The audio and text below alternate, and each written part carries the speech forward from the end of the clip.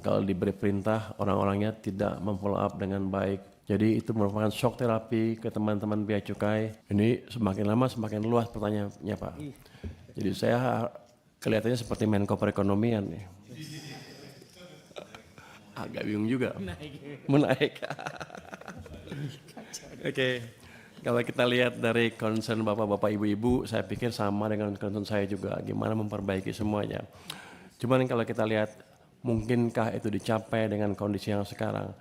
Ini ceteris paribus dengan keadaan yang sama ya, tanpa perubahan macam-macam. Tadi penerimaan pajak Januari kita sudah mencapai berapa? Tumbuh 30,8% dibanding Januari tahun lalu. Let's kita asumsikan sama, kita bisa jaga pertumbuhan itu. Itu akhir tahun kita bisa dapat pajak dari pajak sekitar income lah 2.492 triliun. Ini sudah di atas angka 2.357 triliun di APBN 2026. Tapi ini kan pemisahan yang terlalu berlebihan. Tapi paling enggak kita udah kelihatan lah seperti itu, ada kemungkinannya karena tahun lalu negatif tumbuhnya. Beberapa kemungkinan tambahan adalah dari restitusi. Tahun lalu kita jebol berapa? 361 triliun rupiah. Itu naiknya hampir 100 triliun rupiah dibanding tahun 2024. Itu karena restitusi 2023 dan 2024 2 tahun berturut-turut yang ada dipindahkan ke tahun 2025.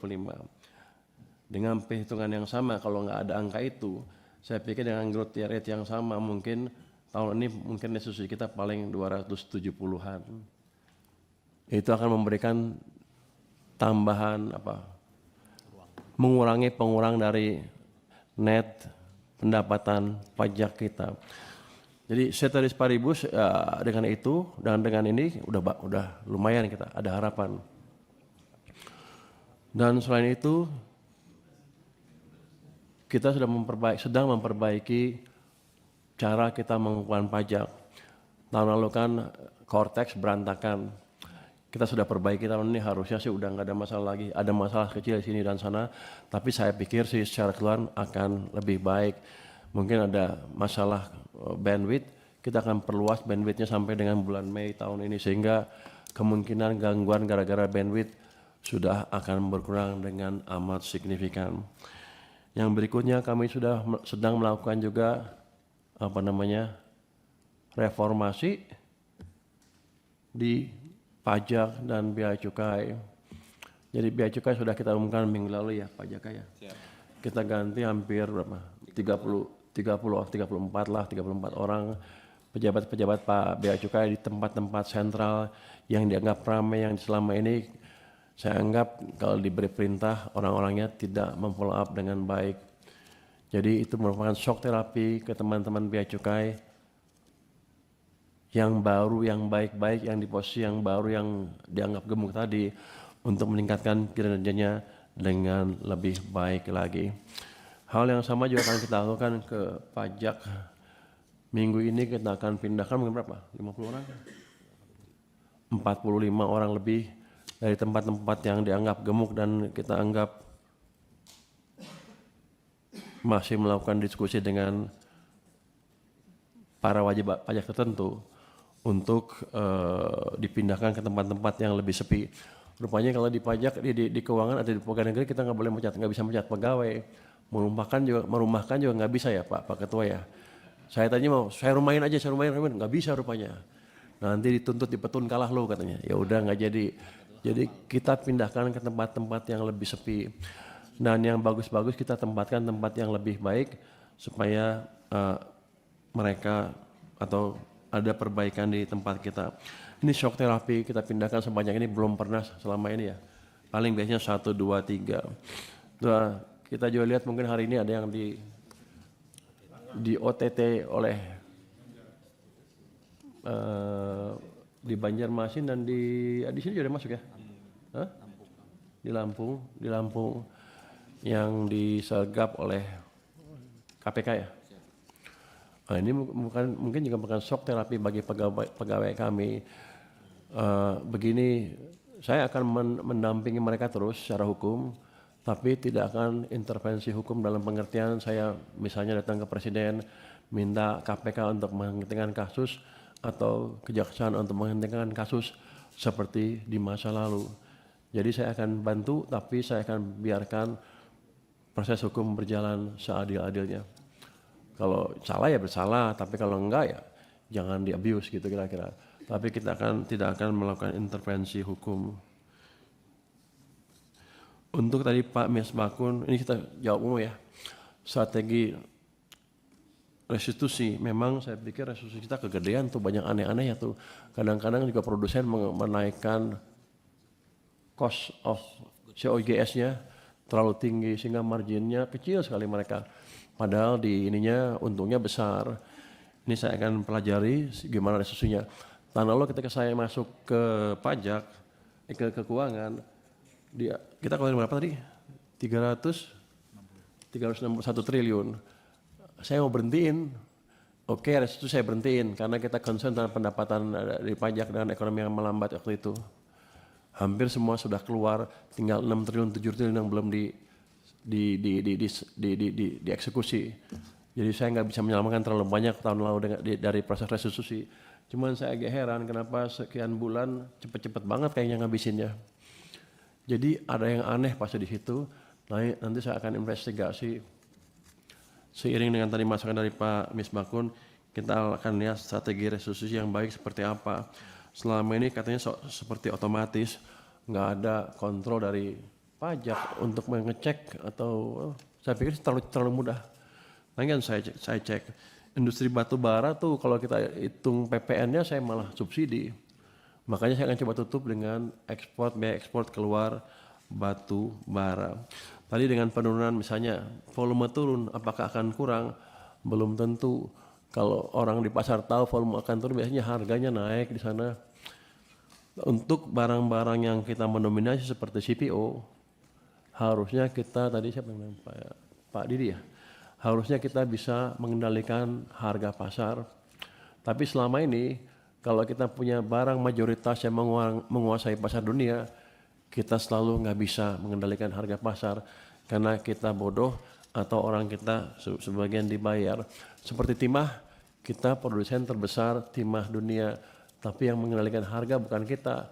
Di pasar Singapura kalau nggak salah ininya marketnya. Itu agak aneh untuk saya. Sekarang sedang dibersihkan oleh Satgas PKH. Tadi juga ada masukan bahwa kenapa PNBP kita naik ya? Tapi tahun depan turun. Dan sebagian income dari PNBP itu berasal dari hasil dari Satgas PKH sekitar 20 triliun lebih. Jadi match itu kalau itu kita kurangkan dengan dividen yang diambil BUMN ya segitu kira-kira. Tapi yang saya sadari apa? Saya pikir tadi dengan mungkin mereka dengan kondisi yang lebih canggih manage income-nya, kita bisa menutup kekurangan 80 triliun karena dividen yang berpindah ke Danantara tadi. Ternyata nggak bisa. Jadi saya harus betul-betul merapikan instrumen pajak dan bea cukai di tempat saya untuk mengurangi betul-betul kebocoran dan mendeteksi under invoicing semaksimal mungkin. Di tempat kita Pak Misbakun, ternyata orang-orang keuangan banyak yang pintar. Saya suruh mereka ada LNSW ya. Saya suruh mereka hitung, cari deh gimana sih under invoicingnya. Biasanya perusahaan tuh CPO ekspor dari setempat ke Amerika misalnya, dia lewat Singapura. Yang dilaporkan kita yang Singapura aja, data ke sana nggak pernah ada. Kita sekarang bisa dapat data sana dengan bantuan AI dan kita bisa deteksi 10 perusahaan besar saya periksa. Rata-rata itu mereka yang dilaporkan setengah harganya dari harga yang di Amerika. Dan mereka ambil untungnya di perusahaan di tengah-tengah Singapura. Jadi pajaknya mungkin kecil di Singapura, jadi mereka taruh di situ. Jadi kita dirugikan secara signifikan. Ini sebentar lagi akan kita kejar, studinya udah clear. Hanya saya sedang hitung apakah data itu yang di Amerika itu bisa dipakai di pengadilan atau tidak. Tapi paling enggak kita punya bukti awal memang data kapal per kapal ada manipulasi yang cukup luar biasa. Artinya selama beberapa tahun kita dikebulin para pengusaha CPO maupun kalau batu bara belum kita dapat, tapi utamanya CPO nanti kita akan kejar itu. Jadi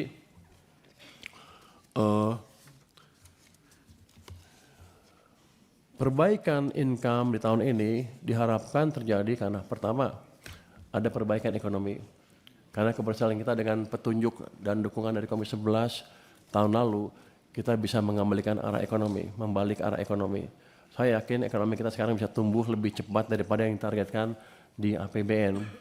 Itu otomatis akan menaikkan pendapatan pajak. Assuming kita lihat di bulan Januari sudah mulai kelihatan hasilnya. Itu. Yang kedua, kita akan tertibkan instrumen pengumpulan pajak kami, pendapatan kami dari bea cukai maupun dari pajak. Setahun ke depan akan berubah sama sekali dan kita kinerja mereka saya harap ya. Betul Mas? Bisa? Siap. Jadi itu terus kita gunakan semua advance teknologi yang mungkin untuk mendeteksi kebocoran-kebocoran yang ada. Jadi saya harap dengan langkah-langkah itu tanpa menaikkan tarif pajak atau mengenakan pajak yang baru, kita bisa mendapatkan target yang disebutkan di APBN 2026 sebesar 2.397 karena kalau kita jaga ceteris paribus harusnya bisa membaik ke depan kalau kita lihat angka bulan Januari. Untuk pajak-pajak yang tambahan seperti minuman keras, pajak karbon, dan lain-lain, kita akan lihat kondisi ekonomi kita seperti apa. Kalau let's say triwulan kedua kita sudah mencapai 6% laju pertumbuhannya, maka ruang untuk mengenakan pajak tambahan seperti minuman bermanis mungkin menjadi terbuka. Tanpa itu saya akan hati-hati sekali karena semuanya akan jadi melambat lagi. Kita udah mulai rebound ekonominya tapi belum cukup kencang. Saya harapkan sih angka triwulan pertama tahun ini akan lebih meyakinkan lagi. Saya akan turun ke bawah untuk memastikan segala program-program pemerintah bisa berjalan dengan baik, sesuai tepat waktu, tepat sasaran dan sedikit kebocoran.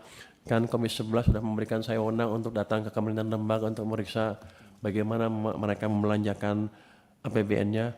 Saya akan jalankan itu dengan baik, dengan semaksimal mungkin. Saya mohon dukungan dari Komisi 11 untuk melakukan hal itu ke depannya. Subscribe, share, like, and comment. Subscribe, share, like, and comment. Subscribe, share, like, and comment. Subscribe, share, like, and comment. Subscribe, share, like, and comment.